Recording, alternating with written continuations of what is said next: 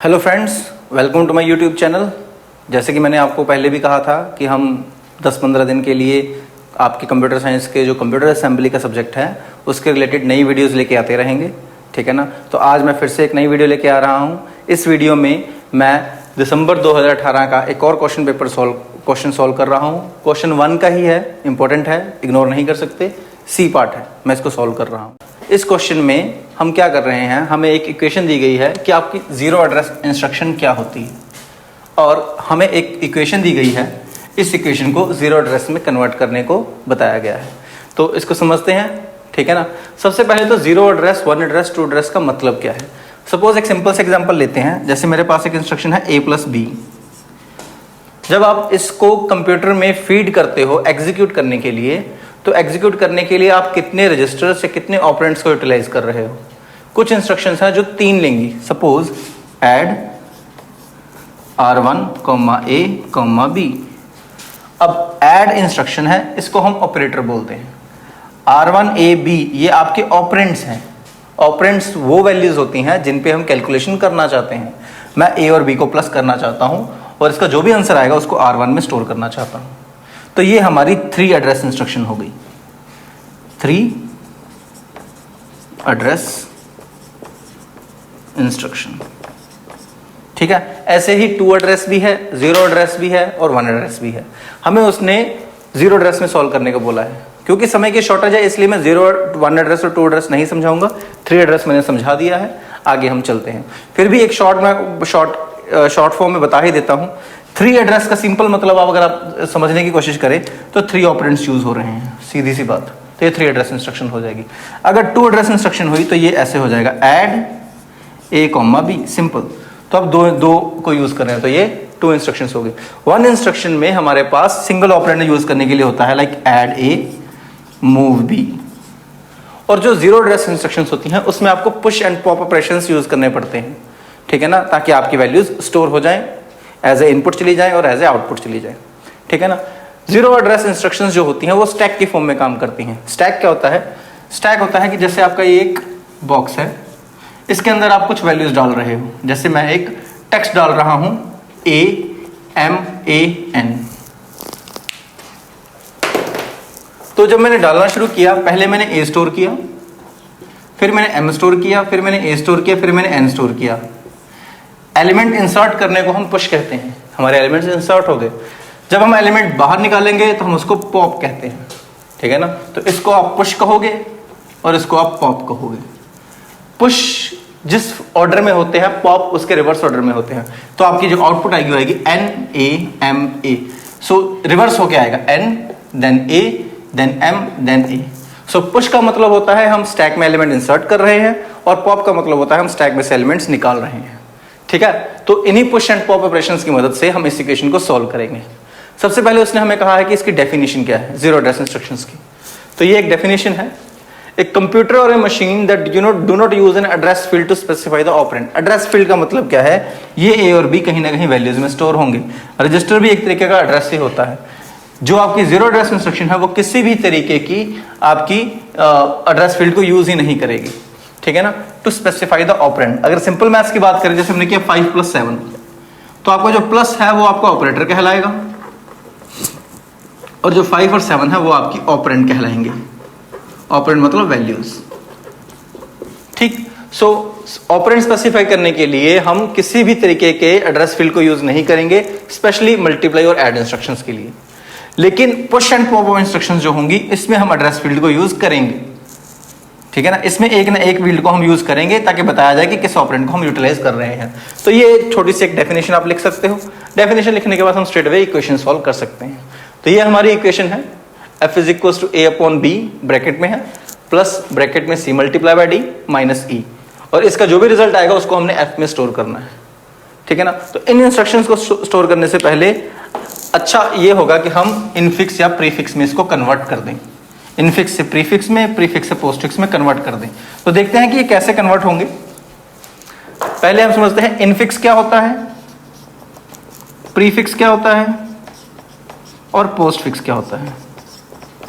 ये जो नाम है, ये नाम ऑपरेटर की पोजीशन के हिसाब से बने हैं।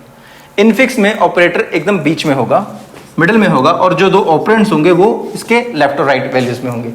क्योंकि ऑपरेटर मिडिल में है, इन बिटवीन है, तो ये इनफिक्स कहलाएगा। अगर इस ऑपरेटर की पोजीशन में आगे कर दूं तो ये प्रीफिक्स कहलाएगा, और अगर इस ऑपरेंड की इक्वेशन में बाद में कर दूं तो ये पोस्टफिक्स कहलाएगा। जो स्टैक है, स्टैक में कैलकुलेशन करने के लिए आपको आपकी इक्वेशन को पोस्टफिक्स में कन्वर्ट करना जरूरी होता है। तो पहला काम मैंने ये किया है कि इस इक्वेशन को मैंने पोस्टफिक्स में कन्वर्ट किया है। कन्वर्ट करने के लिए अब ये हमारे पास ऑपरेंड्स दिए हुए हैं।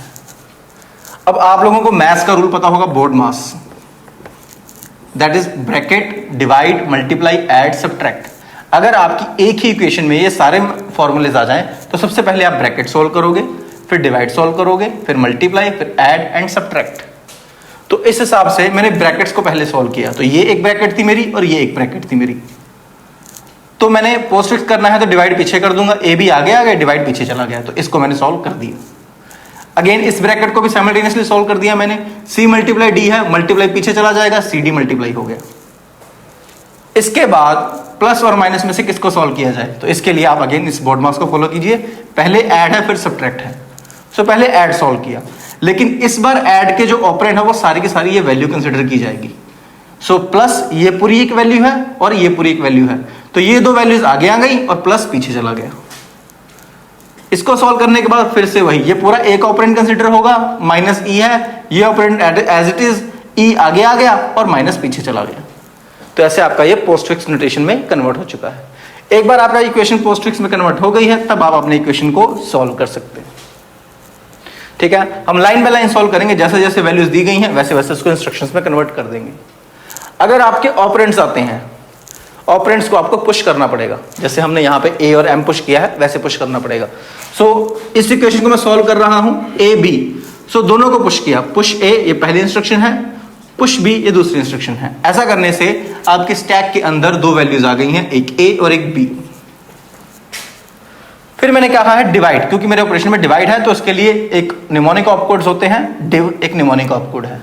अब डिव में हमने किसी भी ऑपरेंड को यूज नहीं किया है, इसीलिए जीरो एड्रेस इंस्ट्रक्शन है। जीरो एड्रेस इंस्ट्रक्शन में जो आपकी कैलकुलेशन वाले मेथड्स होंगे उनमें ए बी सी किसी भी तरीके का ऑपरेंड या वैल्यूज को यूज नहीं किया जाएगा। तो डिव मैंने यूज किया है, डिव का मतलब डिवाइड। अब इन दोनों वैल्यूज को डिवाइड किया, उसने डिवाइड करके एक आंसर प्रोड्यूस कर दिया है। So a divide by b मेरा इन तीन लाइनों से सॉल्व हो चुका है। I repeated the process again but this time for this values. C push किया, डी पुश किया और मल्टीप्लाई कर दिया, तो मेरे पास एक दूसरी वैल्यू आ गई है, यानी कि पहले सी पुश किया, डी पुश किया, इन दोनों को मल्टीप्लाई किया और मेरे पास सी मल्टीप्लाई डी इक्वेशन भी पड़ी हुई है। तो एक तरफ मेरी ये इक्वेशन पड़ी हुई है और एक तरफ मेरी ये इक्वेशन पड़ी हुई है। ठीक, तो इसको मैंने फिर से ऐड कर दिया। फोर्थ पे पुश, फिफ्थ पे फिर से पुश, सिक्स पे मल्टीप्लाई, ये ऑपरेशन आ गया, एक ऑपरेशन ये है, एक ऑपरेशन ये है, ऐड किया, ये दोनों वैल्यूज ऐड भी हो चुकी हैं। ऐड करने के बाद यहां तक हम पहुंच चुके हैं। फिर मेरे को ई पुश करना था तो मैंने ई पुश किया, फिर सब्ट्रैक्ट करना था, सब्ट्रैक्ट किया, तो जो भी इनका आंसर आया था वो ई से सब्ट्रैक्ट हो गया। ठीक है, तो यहां तक आई थिंक आपको होपफुली समझ लग गया होगा। इनको समझने के लिए साथ में मैंने ये चीजें भी लिखी हुई हैं।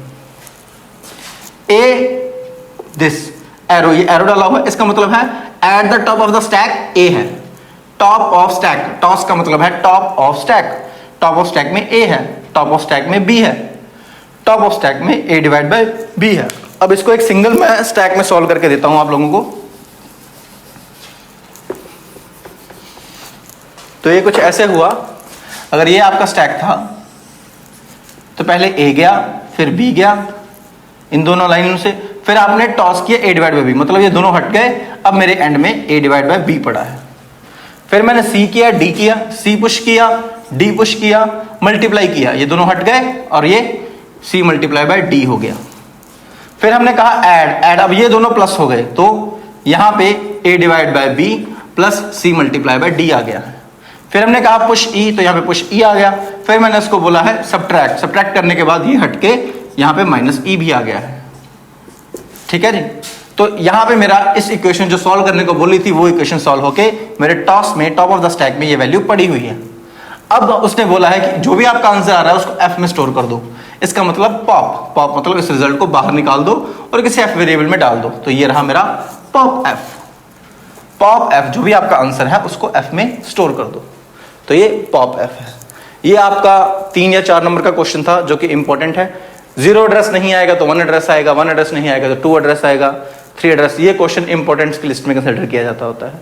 आई होप आप लोगों को ये टॉपिक समझ लग गया होगा। अगर समझ लग गया है तो प्लीज़ अपने फ्रेंड्स के साथ हमारी वीडियोस को शेयर करें, उनको सब्सक्राइब और लाइक करने को बोलें। हमारी वीडियोस अगले 15 दिनों तक ऐसे ही आती रहेंगी। Thank you very much, see you in the next video, cheers.